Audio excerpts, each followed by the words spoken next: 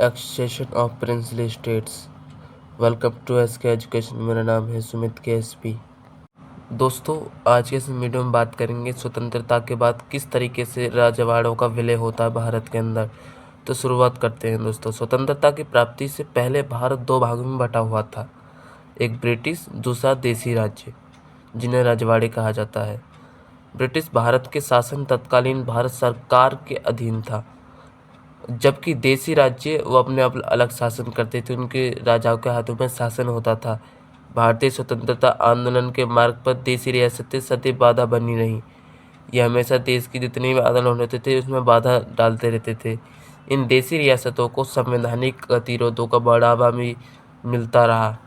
जब कभी भी भारत की संवैधानिक समस्या को हल करने का प्रयास किया जाता तो ये बीच में आ जाते और समस्या पैदा कर देते। तो दोस्तों, जब ये स्वतंत्रता भारत के निर्माण के भावी ढांचे पर देसी राज्य जब मिलने के लिए आते हैं तो कुछ मना कर देते संविधान के अंदर मिलने के लिए, और संविधान निर्माता के समय भी ये हमेशा सिरदर्द बने रहते हैं कि इनको कैसे जोड़ा जाए। और जब स्वतंत्रता प्राप्ति के बाद जब हम आज़ाद हो जाते हैं तो लगभग उस समय दोस्तों 565 रियासतें थी लगभग, और इसके अंतर्गत दोस्तों जनसंख्या का लगभग 20% भाग था वो भारत के क्षेत्रफल का, और लगभग 45 के भाग लगभग भारत के अंदर आता था। यानी कि पूरा का पूरा आधा हिस्सा तो दोस्तों आधे से ज़्यादा लगभग रजवाड़ों ने ही ले रखा था। यानी कि भारत बिल्कुल टुकड़ों में टूटा हुआ था। अधिकांश देसी रियासतें भारत के आंतरिक हिस्सों में विद्यमान थी, जैसे हैदराबाद, मणिपुर, जूनागढ़। ये सभी इन देसी रियासतों में जनसंख्या, क्षेत्रफल, आर्थिक दृष्टिकोण के आधार पर अंतर पाए जाते थे। जहाँ एक और कश्मीर हो गया, हैदराबाद हो गया, मैसूर हो गया, ये सभी देसी रियासतें थी। यहाँ पे रजवाड़ों का शासन चलता था, जो कि यूरोपीय राज्यों ने जो बड़े थे तो वही दूसरी कठियावाड़ा हो गया, जैसे पश्चिमी भारत की देसी राज्यों में सुई की नोक के बराबर जैसे दोस्तों ये नहीं थे, पूरे में फैले हुए थे। यदि हम आज देखने में कठियावाड़ा में भी पहले शासन चलता था, और लगभग उड़ीसा के अंदर तो 26 रजवाड़े थे, और छत्तीसगढ़ के अंदर कुल 15 छोटे छोटे रजवाड़े, सौराष्ट्र में 14 रजवाड़े, और लगभग अन्य राज्यों में लगभग 119 रजवाड़े थे। तो इस तरीके से देश पूरा 565 रियासतों में बटा हुआ था, और इसको एकता करने में समस्या भी प्रकट होने लग जाती जब देश आज़ाद हो जाता है तो। और इसमें सबसे महत्वपूर्ण भूमिका रहती है सरदार वल्लभ पटेल की। जब दोस्तों सत्ता सौंपने के बाद साथ साथ ब्रिटिश सरकार रजवाड़ों की समस्या विरासत में उनको दी थी, क्योंकि उन्होंने ब्रिटिश सरकार ने कुछ उनको आदेश दे दिए। उन्होंने क्या कहा दोस्तों, औपनिवेशिक शासन ने आज़ादी के बाद तुरंत ही ये इन्होंने घोषणा कर दी भारतीय रियासतों को कि वो अपना सर्वोच्च जो सत्ता थी अपने आप अपनी रख सकते हैं, अपने आप को स्वतंत्र रख सकते हैं, या फिर किसी भी पाकिस्तान पे शामिल हो सकते हैं, या फिर भारत के अंदर। तो ये सभी इनके अंदर इनको अधिकार दिए गए। और कुछ राज्य ऐसे थे जो भारत में शामिल नहीं होना चाहते थे, जैसे दोस्तों हो गया हैदराबाद, जूनागढ़, जम्मू कश्मीर। ये सब ऐसे थे दोस्तों भारत के अंदर शामिल नहीं होना चाहते थे, पाकिस्तान की ओर जा रहे थे, और जम्मू कश्मीर अपना स्वतंत्र चाहता था। लेकिन इन रजवाड़ों में कोई निर्णय लेने के लिए अधिकार जनता के पास था ही नहीं, क्योंकि उस वक्त लोकतंत्र उसमें था ही नहीं, वो राजतंत्र था। तो जनता का मन था भारत के अंदर शामिल होने का, लेकिन राजा लोग मना कर रहे थे। और रियासतों की समस्या इतनी जटिल थी कि राजाओं को अपनी सत्ता त्यागना भी नहीं चाहते थे। वे अपनी प्रजा को लोकतंत्र का अधिकार भी नहीं देना चाहते थे। तो इस तरीके से ये रियासत शामिल नहीं होना चाहती थी। एक संपूर्ण राष्ट्र की कल्पना ये जो अपने अंदर लेना नहीं चाहते थे कि देश अपना एक संपूर्ण राष्ट्र होना चाहिए, अपना अलग देश की मांग कर रहे थे। शीघ्र ही कई रजवाड़े धीरे धीरे दोस्तों भारत के अंदर शामिल होने लग जाते हैं। और स्वतंत्र एक तो दोस्तों वो था त्रावणकोर का राजा, उसने तो अपनी स्वतंत्रता घोषणा ही कर दी। और हैदराबाद का निजाम ने भी अपना आज़ाद अपनी मंशा रख के अपनी स्वतंत्रता ने घोषणा करने लग गया।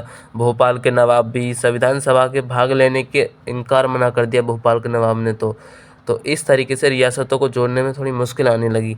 लेकिन इसमें सबसे बड़ी भूमिका दोस्तों मैंने पहले बताया सरदार वल्लभ पटेल जी की रही, जिसके द्वारा भारतीय संविधान के अंदर जितने भी रजवाड़े थे वो भारत के अंदर शामिल हो सके। तो इसमें नेहरू और जवाहरलाल नेहरू, सरदार पटेल, ये सभी इसके अंदर शामिल थे, तो इनकी वजह से ये भारत के अंदर शामिल हो गए। तो दोस्तों इसमें मैंने बात की किस तरीके से कठिनाइयाँ आती हैं जोड़ने में, कि रजवाड़ों को कैसा जोड़ा जाए। तो दोस्तों पहले हम समझते हैं जैसे सेक्शन ऑफ हैदराबाद। दोस्तों जो दक्षिण भारत का हैदराबाद आज जो आप देख रहे हैं, आंध्र प्रदेश की जो कर्नाटक और महाराष्ट्र के इलाके में पूरे भूभाग पर ये हैदराबाद शासन करता था। यहाँ पे निजाम चारों ओर सीमा क्षेत्र ये निजाम के अधीन था। और ये दोस्तों इसके अंदर स्वतंत्र देश की घोषणा करने के लिए लगभग 1947 में एक समझौता भी होता है इसके बीच। इससे कहा भी गया था कि भारत के अंदर शामिल हो जाए, लेकिन ये मना कर रहा था बार बार पे। और वहाँ की जो जनसंख्या थी वो दोस्तों अधिकतर हिंदू थी, क्योंकि मुस्लिम वहाँ पे कम थे और हिंदू ज़्यादा थे। तो आज़ादी चाहते थे यहाँ से जो स्वतंत्र देश बन सके, वो अपना हैदराबाद अलग से जो रजवाड़ा है वो हमेशा के लिए ख़त्म हो सके, तो ये ज़रूरी था।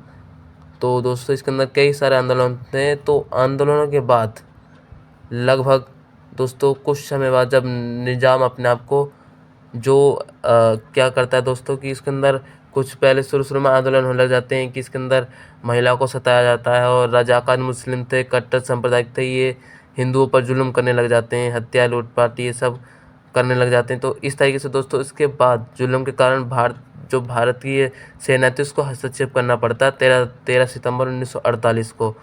तो फिर ये इसको सरेंडर करना पड़ता है अपने आप को ही। जब ये निजाम अपने आप को सरेंडर हो जाता है, जब फिर धीरे धीरे आके ये हैदराबाद भारतीय संविधान के अंदर जो भारतीय संघ था उसके अंदर शामिल हो जाता है। और फिर दोस्तों अब बात करते हैं मणिपुर का विलय किस तरीके से होता है। दोस्तों मणिपुर एक उत्तर पूर्वी हिस्से में एक छोटा सा रजवाड़ा, वहाँ का राजा बौद्धचंद्र। और दोस्तों ये भी अपने आप को मना कर रहा था, लेकिन बाद में इसने स्वायत्तता ग्रहण कर ली, इसने अपने आप को शामिल करवा लिया भारत के अंदर। और 1948 को यह भी भारत के अंदर शामिल हो गया। और सबसे पहले वयस्क मताधिकार चुनाव यहीं पे ही हुए, और ये आप सभी जानते ही हैं। पहले इसके अंदर दोस्तों संवैधानिक राजतंत्र स्थापित हुआ, लेकिन अब लोकतंत्र आ चुका है दोस्तों। फिर भारत में विलय के प्रश्न पर धीरे धीरे और विधानसभा में मतभेद होता रहा कि कौन कैसे कैसे मिलाया जाए। मणिपुर कांग्रेस विलय के पक्ष में थी, और कुछ लोग अलग थे। भारत सरकार जो महाराजा दबाव पर, जो वहाँ का महाराजा था बोधचंद्र, उस पर दबाव भी डाल रही थी कि धीरे धीरे भारत के अंदर शामिल हो जाए। तो इस तरीके से दोस्तों मणिपुर भी इसके अंदर शामिल हो जाता है। और इस प्रकार जब सीधे लगभग वहाँ पे 80% दोस्तों हिंदू। तो आपको पता ही होगा जूनागढ़ के बारे में। तो जब मणिपुर का विलय हो जाता है 1948 में, इसी में एक अगला आता है दोस्तों गुजरात का दक्षिणी पश्चिमी छोर पर एक जूनागढ़ पड़ता है। तो जूनागढ़ के बारे में समझ लेते दोस्तों। इस आसान है क्या होता है दोस्तों, जूनागढ़ में एक दोस्तों लगभग वहाँ पे हिंदू ज़्यादा थे दोस्तों। तो क्या होता है कि वहाँ पे भी सेना आक्रमण करने के लिए शुरू कर देती है। तो फिर वहाँ का जो वहाँ का राजा होता है वो 20 फरवरी 1948 को ना वहीं से भाग जाता है। जब बल का प्रयोग भारत करता है तो वहाँ से सीधा पाकिस्तान भाग जाता है। ये भाग छोड़ होता है जूनागढ़ को, फिर यहीं से सब अपने कुत्ते लेके चला जाता है। तो इस प्रकार दोस्तों जूनागढ़ भारत के अंदर शामिल हो जाता है, जो कि गुजरात के पास पड़ता है। दोस्तों इसमें हमने 3 चीज़ों की बातें की, लेकिन हम कश्मीर के ऊपर वीडियो बना चुके हैं, आप उसे देख सकते हैं, जो 370 और 35A की धारा हटाई गई थी। तो मिलेंगे दोस्तों नेक्स्ट वीडियो में। आज के लिए धन्यवाद। जय हिंद, जय भारत।